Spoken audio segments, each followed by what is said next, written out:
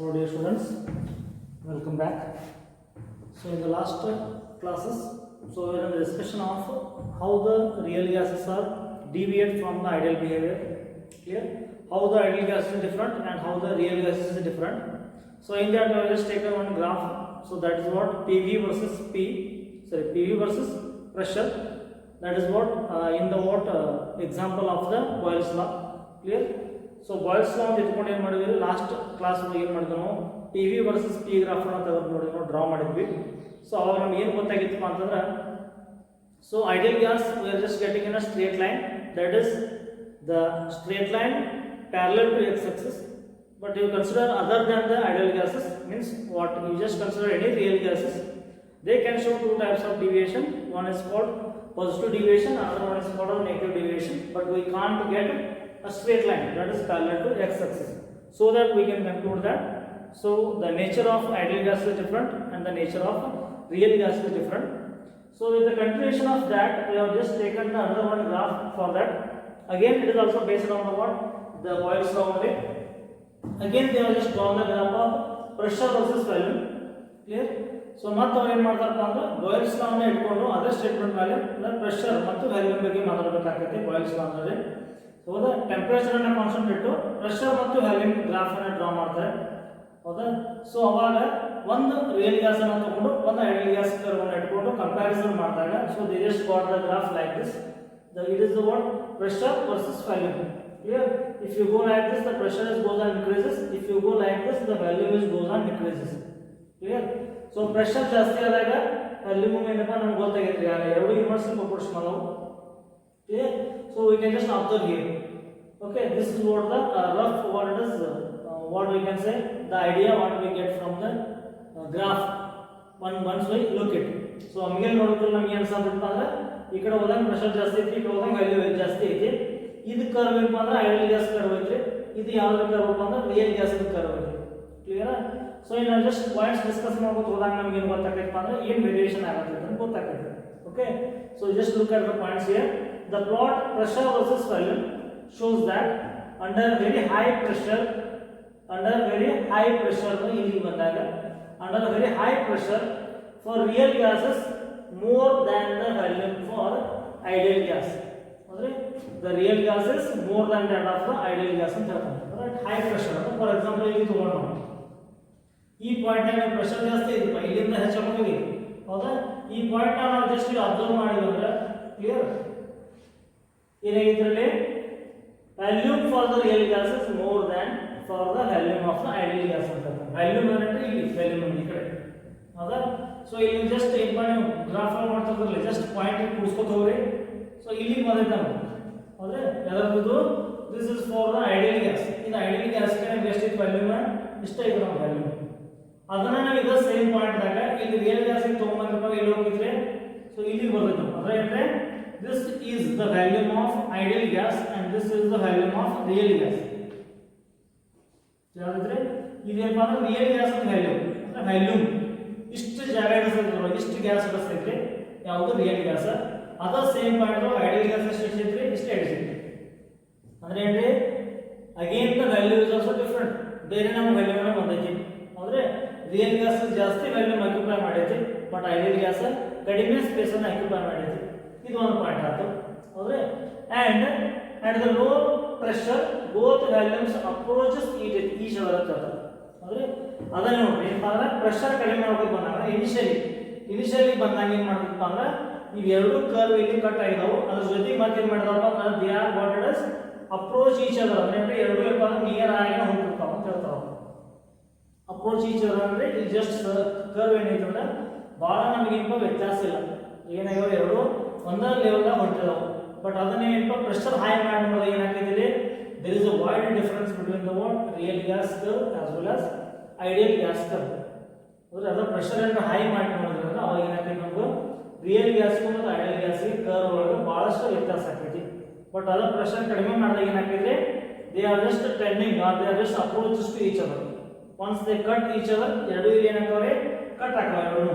ಅಂದ್ರೆ ಇಲ್ಲಿ ಹೋಗ್ಬೇಕು ಕರ್ವ್ ಕೆಳಗೆ ಬರ್ತೈತಿ, ಇಲ್ಲಿ ಮತ್ತೆ ಏನಾಗ್ತೈತಿ ರಿಯಲ್ ಗ್ಯಾಸ್ ಮೇಲೆ ಹೋಗ್ಬೇಕು, ಐಡಿಯಲ್ ಗ್ಯಾಸ್ ಕೆಳಗೆ ಹೋಗ್ಬೇಕು. ಹೌದೇ? So they just approaches each other ಅಂತ ಹೇಳ್ತಾರೆ. ಸೊ ಇದೊಂದು ಗ್ರಾಫ್ ನಮ್ಗೆ ಏನು ಗೊತ್ತಾಗ್ತಪ್ಪ ಅಂದ್ರೆ,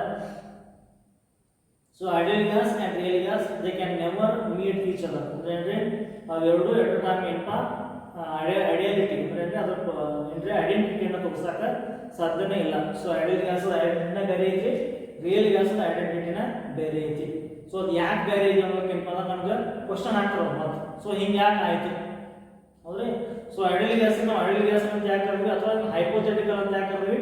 ಅದು ಇಮ್ಯಾಜಿನೇಷನ್ ಮಾಡೋದು. ಹೈಪೋಥೆಟಿಕಲ್ ಅಂದ್ರೆ ಅದನ್ನ ಯಾಕೆ ನಾವು ಇಮ್ಯಾಜಿನ್ ಮಾಡ್ಕೋಬೇಕಂತ ಹೇಳ್ತೀವಿ, ಇದನ್ನ ಯಾಕೆ ನಾವು ರಿಯಲ್ ಅಂತ ಕರಿತೀವಿ. ಸೊ ರಿಯಲ್ ಗ್ಯಾಸ್ ಅಂತ ಯಾಕೆ ಕರೆದು ಅನ್ನೋದಕ್ಕೆ ಏನಪ್ಪ ಅಂದ್ರೆ some of the points they are just ask themselves and they are just given the answer. ಅಲ್ಲೇ ಕ್ವಶನ್ ಮಾಡ್ತಾರೆ ಅವರು ಒಳಗಡೆ. ಹೌದ್ರಿ? ಸೈಂಟಿಸ್ಟ್ ಏನು ಮಾಡ್ತಾರಪ್ಪ ಅಂದ್ರೆ ಎರಡು ಗ್ರಾಫನ್ನು ನೋಡಿಕೊಂಡು ಮತ್ತು ಅದರ ಬಗ್ಗೆ ಕೂತ್ಕೊಂಡು ಸ್ಟಡಿ ಮಾಡಿದ್ರು. ಯಾಕೆ ಇದು ಐಡಿಯಲ್ ಗ್ಯಾಸ್ ಮತ್ತು ರಿಯಲ್ ಗ್ಯಾಸ್ ಹೊಂದಾಗಿಲ್ಲ, ಯಾಕೆ ಎರಡು ಗ್ರಾಫ್ ಬೇರೆ ಬೇರೆ ಬಂದು ಅಂತ ವಿಚಾರ ಮಾಡಿದಾಗ, so just got some points here. Clear? So we can just discuss here. Thus it is found that real gases do not follow ideal gas equation, that is PV equal to nRT perfectly under all conditions. ಅಂದ್ರೆ ಇದನ್ನ ನಮ್ಗೆ ಏನು ಗೊತ್ತಾಗೈತಪ್ಪ ಅಂದ್ರೆ ಯಾವತ್ತಿಗೂ so ನೀವು ಯಾವುದೇ condition apply ಮಾಡಿದ್ರು ಸಹಿತ ರಿಯಲ್ ಗ್ಯಾಸ್ ಮತ್ತು ಐಡಿಯಲ್ ಗ್ಯಾಸ್ ಯಾವಾಗ ಏನಪ್ಪ ಅಂದ್ರೆ ಹೊಂದಾಗನೇ ಇಲ್ಲ. ಅಂದ್ರೆ real gas is not applicable for the ideal gas equation. ಅಂದ್ರೆ PV equal to nRT ಅಂತೇಳಿ ಅಲ್ಲಿ ಆಗಕ್ಕೆ ಸಾಧ್ಯನೇ ಇಲ್ಲ ಅಂತ ಹೇಳ್ತಾರೆ. ಅಂದರೆ ಯಾವುದೇ ನೀವು ಕಂಡೀಷನ್ಸ್ ಅಪ್ಲೈ ಮಾಡ್ಬೋದು, ಏನೇ ಟೆಂಪ್ರೇಚರ್ ಕಾನ್ಸ್ಟೆಂಟ್ ಇಡ್ರಿ, ಪ್ರೆಷರ್ ಕಾನ್ಸ್ಟೆಂಟ್ ಇಡ್ರಿ, ವ್ಯಾಲ್ಯೂಮ್ ಕಾನ್ಸ್ಟೆಂಟ್ ಇಡ್ರಿ, ಏನು ಬೇಕಾದ್ರೂ ಮಾಡ್ಬೋದು. ಹೌದಾ? ನಂಬರ್ ಆಫ್ ಮೋಡ್ಸ್ ತೊಗೊಳ್ರಿ, ಅವಾಗ ಏನಾಗೈತಪ್ಪ ಅಂದ್ರೆ ವೇರಿಯೇಷನ್ ಆಗತೈತಿ. ಯಾಕಪ್ಪ ಅಂತಂದ್ರೆ ಅದಕ್ಕೆ ಕ್ವಶನ್ ಆನ್ಸರ್ ಮಾಡ್ತಾರೆ. ಮತ್ತು ನೋಡ್ರಿ ಇಲ್ಲಿ why do gases deviate from the ideal behavior? ಇದನ್ನ ಇಂಪಾರ್ಟೆಂಟ್ ಕ್ವಶನ್. ಹೌದಾ? ಗ್ಯಾಸಸ್ ಯಾಕೆ ಡಿವಿಯೇಟ್ ಆಗ್ತಾವೆ ಐಡಿಯಲ್ ಗ್ಯಾಸ್ ಬಿಹೇವಿಯರ್ನಿಂದ? ಗ್ಯಾಸಸ್ ಯಾಕೆ ಡಿವಿಯೇಟ್ ಆಗು? ಹೌದ್ರಿ? ಸೊ ನೀವು ನಿಮ್ಮ ತಲೆಯೊಳಗಿರೋ ಕ್ವಶನ್ ಅವ್ರ ಕ್ವಶನ್ ಆಗ್ತಾರೆ ಮತ್ತು ಅದು ವಿಚಾರ ಮಾಡಿರ್ತೀರಿ ನೀವು ಯಾಕೆ ಹಿಂಗೆ ಅಂತ ವಿಚಾರ ಮಾಡಿರ್ತಿರಲ್ಲ. ಸೊ ಅದ ಕ್ವಶನ್ ಬರ್ತೈತಿ. ಸೊ ಯಾಕೆ ಇದು ಡಿವಿಯೇಟ್ ಆಗ್ತೈತಿ, ಏನು ಕಾರಣ ಅನ್ನೋದಕ್ಕೆ ಸೊ ಹೇಳಿದ್ರೆ ನಾನು ಆಗಲೇ kinetic molecular theory of gas expression ಮಾಡುವಾಗ these are the some points they are based on the what the assumptions ಅಂತ ಹೇಳ್ತೀವಿ ನಾವು. Assumptions of the ideal gas equation. Ideal gas equation ಇರಬೇಕಪ್ಪ ಅಂದ್ರೆ ಅಥವಾ ಯಾವುದೋ ಒಂದು ಗ್ಯಾಸ್ ಐಡಿಯಲ್ ಅಂತ ಅನಿಸ್ಕೋಬೇಕಾಗಿತ್ತು ಅಂದ್ರೆ ಕೆಲವೊಂದಿಷ್ಟು ಪಾಯಿಂಟ್ಸ್ ಅದಾವೆ. ಹೌದ್ರಿ? ಅದರೊಳಗೆ ಎರಡು ಮೇನ್ ಪಾಯಿಂಟ್ಸ್ ಏನಾಗ್ತಾವಪ್ಪ ಅಂದ್ರೆ ಇಲ್ಲಿ ರಿಯಲ್ ಗ್ಯಾಸ್ಗೆ ಅಪ್ಲಿಕೇಬಲ್ ಆಗಂಗಿಲ್ಲ. ಹೌದ್ರಿ? ಸೊ ಅವೆರಡು ಪಾಯಿಂಟ್ಸ್ ಅಲ್ಲಿ ಅಪ್ಲಿಕೇಬಲ್ ಆಗಂಗಿಲ್ಲ. ಅದಕ್ಕೆ ಏನಾಗಿದ್ರೆ ರಿಯಲ್ ಗ್ಯಾಸ್ ಆಗಿ ಉಳಿತೈತಿ, ಅದು ಐಡಿಯಲ್ ಗ್ಯಾಸ್ ಆಕ್ಟ್ ಮಾಡಕ್ಕೆ ಸಾಧ್ಯನೇ ಇಲ್ಲ. ಹೌದ್ರಿ? ಕೆಲವೊಂದಿಷ್ಟು ಮಂದಿ ನಾವು ಎಷ್ಟು ಬೇಕಾದಷ್ಟು ಕನ್ವರ್ಟ್ ಮಾಡಕ್ಕೆ ಚೇಂಜ್ ಮಾಡಿದ್ರು ಮಾಡಕ್ಕೆ ಹೋದ್ರು ಆಗಂಗಿಲ್ಲ. ಮತ್ತು ಆಗಿನ ಟೈಮ್ನಾಗ ಸುಮ್ಮನೆ ಇರ್ತಾರೆ ಅಥವಾ ಏನು ಮಾಡ್ತಾರೆ ಮತ್ತು ತಮ್ಮ ಹಳೆ ಚಾಲಿ ಅಂತ ಹಳೆ ಚಾಲಿ ಬಿಡಂಗಿಲ್ಲ ಅಂತಿರ್ತೀವಲ್ಲ ಹಂಗೆ. ಸೊ ರಿಯಲ್ ಗ್ಯಾಸ್ ಏನು ಮಾಡ್ತಿರೋದು it just like X like real gas ಮಾಡಿ ಇಟ್ ಕಾಂಟ್ ಚೇಂಜ್. ಸೊ ಯಾಕೆ ಚೇಂಜ್ ಆಗಂಗಿಲ್ಲಪ್ಪ ಅಂತಂದ್ರೆ ನೋಡಿ there are the it is because of two reasons that two assumptions of kinetic theory do not holds good for the what it is real gas do not holds good for the word. ಅಂದ್ರೆ ಏನಾಗಿತ್ತಪ್ಪ ಅಂದ್ರೆ ಎರಡು kinetic molecular ಥಿಯರಿದಾಗ ಇರುವಂಥ conditions ಏನಾಗಂಗಿಲ್ಲ ಅಲ್ಲಿ do not holds good ಅಂದ್ರೆ ಇದಕ್ಕೆ applicable ಆಗಂಗಿಲ್ಲ. ಹಂಗಾದ್ರೆ ಅವು ಎರಡು ಪಾಯಿಂಟ್ಸ್ ಯಾವ್ಯಾವ ಹೌದ್ರಿ?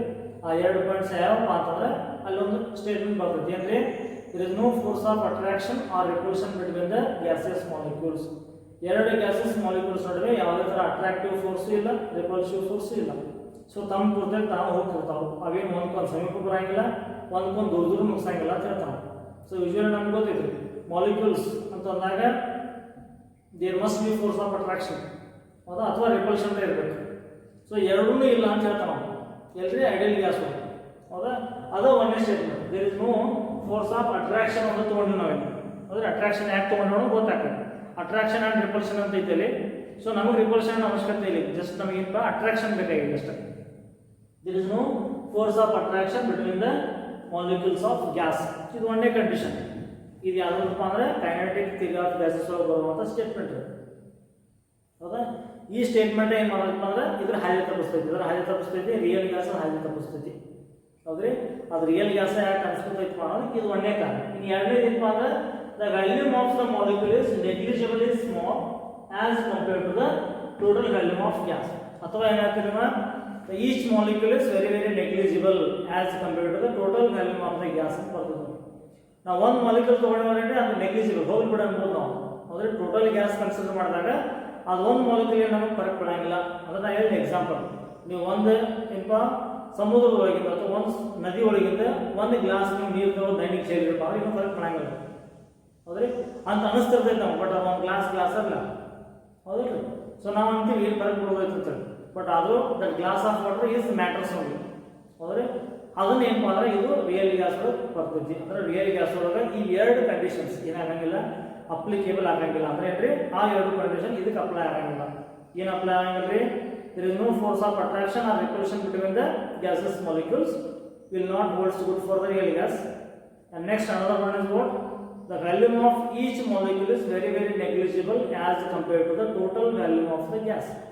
It is also not holds good for the real gases. ಇವೆರಡು ಕಂಡೀಷನ್ಸ್ ಏನಾಗಪ್ಪ ಅಂದ್ರೆ ರಿಯಲ್ ಗ್ಯಾಸ್ಗೆ ಅವು ಹೊಂದಾಣಿಕೆ ಆಗಂಗಿಲ್ಲ. ಅದಕ್ಕಾಗಿ ಏನಾಗ್ತಿರೋದು, ರಿಯಲ್ ಗ್ಯಾಸ್ ಆಗ್ತೈತಿ, ಐಡಿಯಲ್ ಗ್ಯಾಸ್ ಆಗ್ತೈತಿ. ಅದಕ್ಕಾಗಿ ನಮಗೆ ಗ್ರಾಫಿಕಲಿ ನೀವು ಹೆಂಗೆ ಡ್ರಾ ಮಾಡಬಹುದು ಸಹಿತ ನಮ್ಗೆ ಏನಪ್ಪ ಅಂದ್ರೆ ಗ್ರಾಫ್ ಎರಡು ಹೊಂದಾಗಿಲ್ಲ, ಎರಡು ಗ್ರಾಫ್ಸ್ ಬೇರೆ ಆಗ್ತವೆ. ಅರ್ಥ ಆಗೈತ್ರಿ? ಸಿಂಪಲ್ ಐತಿ ಕಾನ್ಸೆಪ್ಟ್, ಏನು ಕಾಂಪ್ಲಿಕೇಟೆಡ್ ಇಲ್ಲಿ. Just go and understand the graphs ಒಂದು. ಆ ಗ್ರಾಫ್ ಅನ್ನು ನಾವು ಅಂಡರ್ಸ್ಟ್ಯಾಂಡ್ ಮಾಡ್ಕೊಂಡು ಅಂದ್ರೆ ಕಾನ್ಸೆಪ್ಟ್ ಭಾಳ ಈಸಿ ಇದಾವೆ, ಹೌದಾ. ಸೊ ಇದೆಲ್ಲ ಏನಪ್ಪ ಅಂದ್ರೆ ನಮ್ಗೆ ಜಸ್ಟ್ ಹೌದು ಇದೊಂದೇ ಇಂಪಾರ್ಟೆಂಟ್. ನಮ್ಗೆ ಏನಪ್ಪ ಅಂದ್ರೆ why do gas deviate from ideal behavior ಅಂತ ಕೇಳ್ತಾನೆ ನಾವು ಕ್ವಶನ್. ಇದ್ರೊಳಗೆ ಬರುವಂಥ ಇಂಪಾರ್ಟೆಂಟ್ ಕ್ವಶನ್. ಇದನ್ನೇನು ಗ್ರಾಫ್ ಹಾಕಿ ಕೇಳಂಗಿಲ್ಲ ನಿಮ್ಗೆ ತಿಳಿದ್ರೆ ಏನೂ ಬರಂಗಿಲ್ಲ ಕ್ವಶನ್. ಇದ್ರಾಗ ಬರುವಂಥ ಇಂಪಾರ್ಟೆಂಟ್ ಕ್ವಶನ್ ಇದು ಒಂದೇ. why the real gases deviate from ideal behavior ಅಂತ ಕೇಳ್ತಾರೆ. ಅಥವಾ why real gases will not what is applicable for the ideal gas equation ಅಂತ ಕೇಳ್ಬೋದು ಕ್ವಶನ್. ಅವಾಗ ಏನು ಬರೀತೀರ answer? there are the two conditions or there are the two assumptions of kinetic molecular theory of gases are not holds good for the real gases.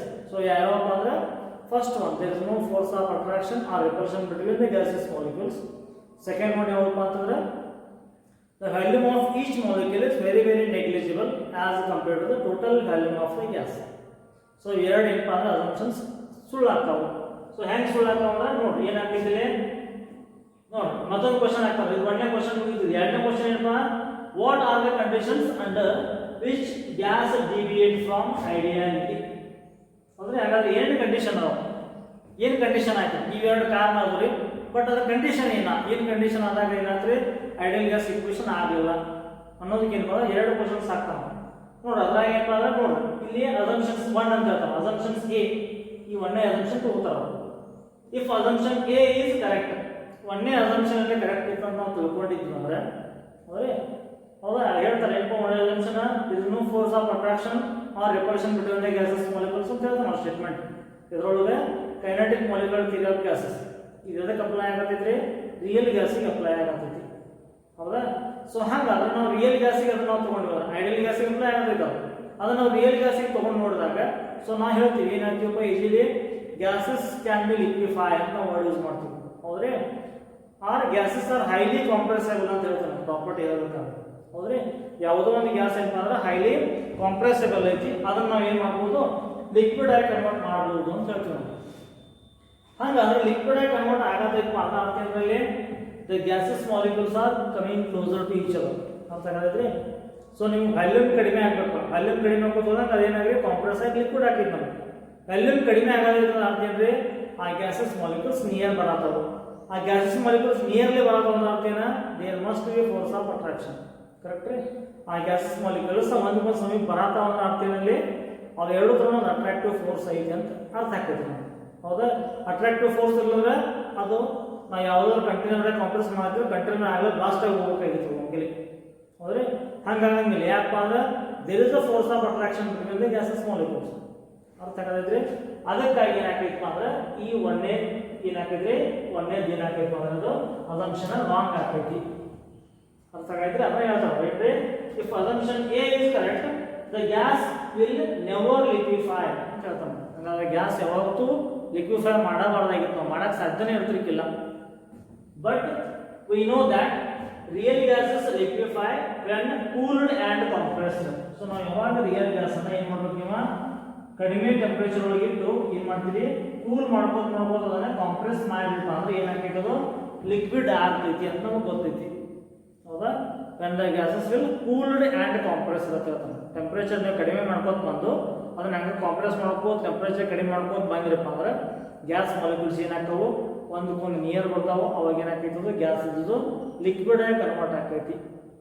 ಅದ್ರ ಜೊತೆಗೆ ಮತ್ತೊಂದು ನಾವು word ಹೇಳ್ತೀವಿ, ಏನಪ್ಪ ಅಂದ್ರೆ liquids and solids can't be compressed ಅಂತ ಹೇಳ್ತೀವಿ ನಾವು. ಹೌದ್ರಿ, ದೇ ಆರ್ ಹೈಲಿ ಇನ್ಕಾಂಪ್ರೆಸಿಬಲ್ ಅಂತ ಹೇಳ್ತೀವಿ. ಹೌದ್ರಿ, ಸಾಲಿಡ್ ಮತ್ತು ಲಿಕ್ವಿಡ್ ಅನ್ನು ಏನು ಮಾಡೋಕ್ಕಾಗಿಲ್ಲ, ನಮಗೆ ಕಾಂಪ್ರೆಸ್ ಮಾಡೋಕ್ಕೆ ಸಾಧ್ಯ ಇಲ್ಲ.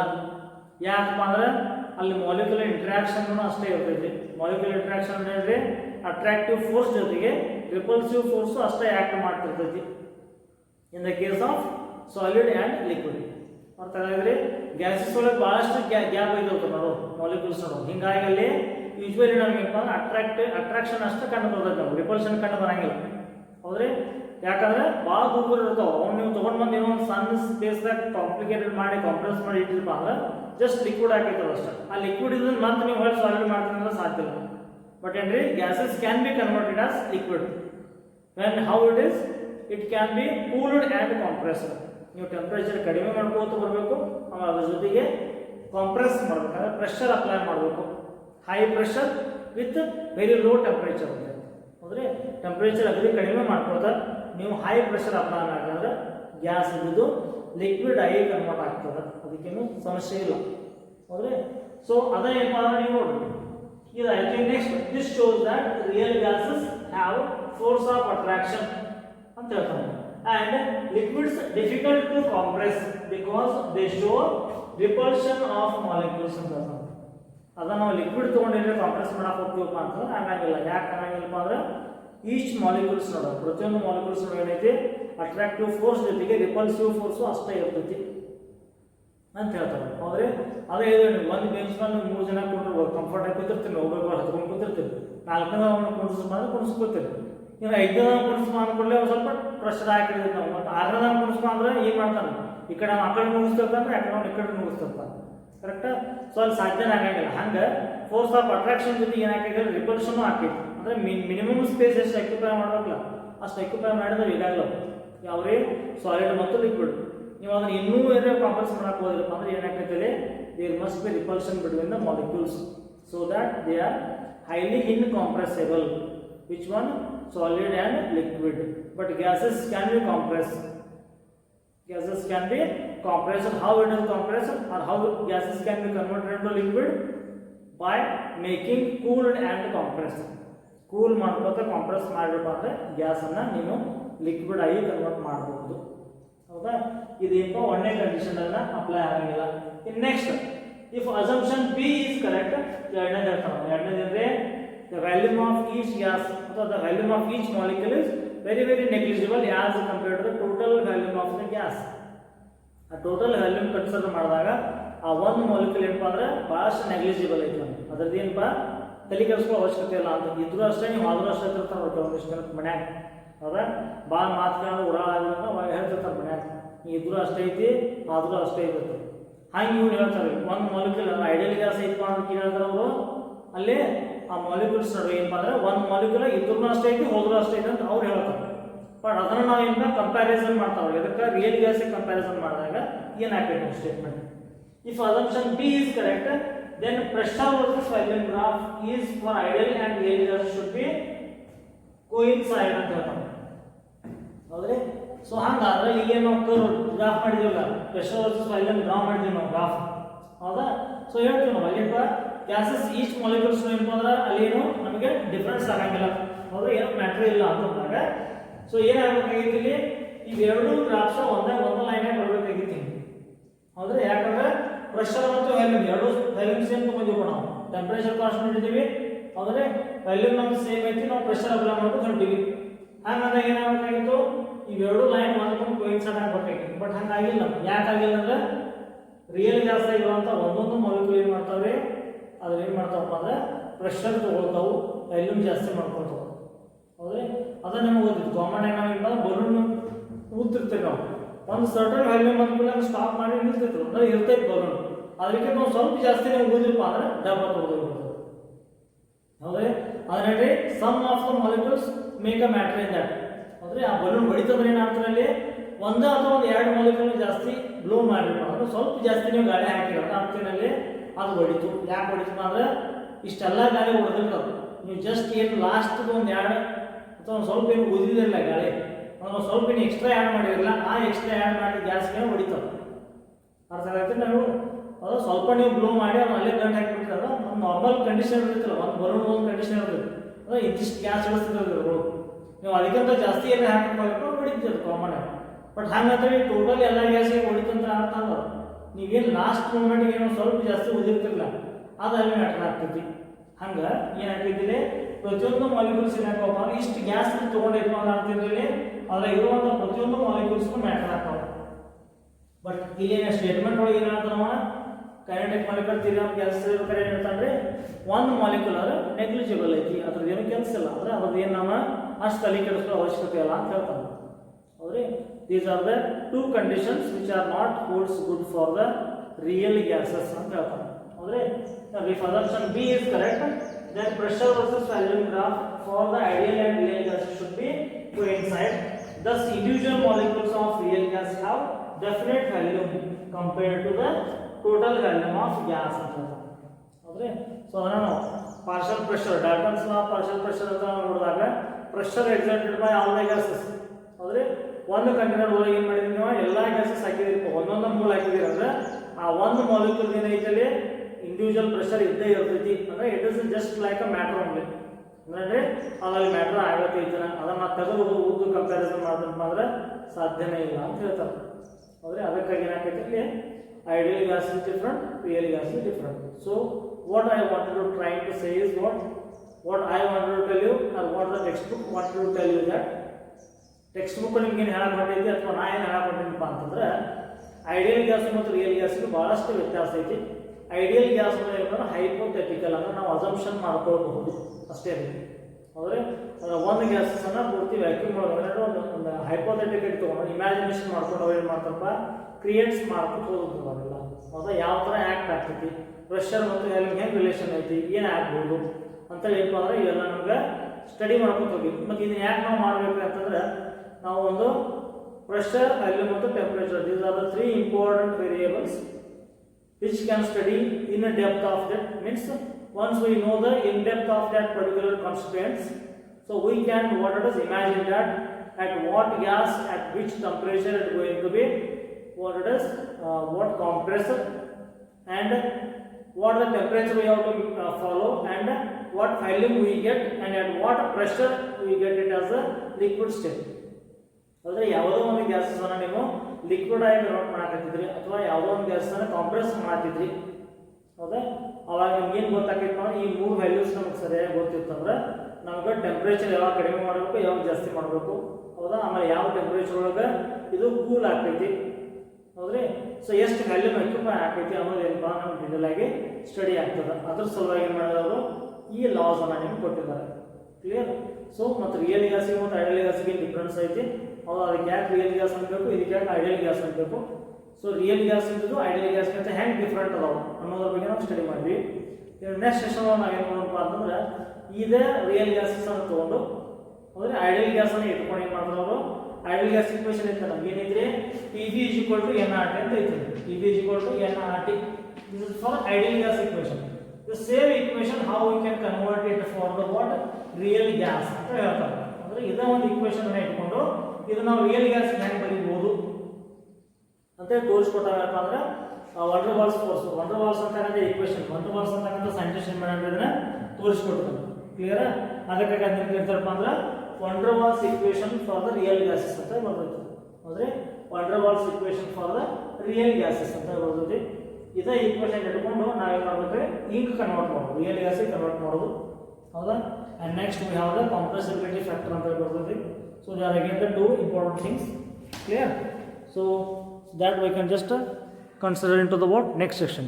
Clear? Thank you so much.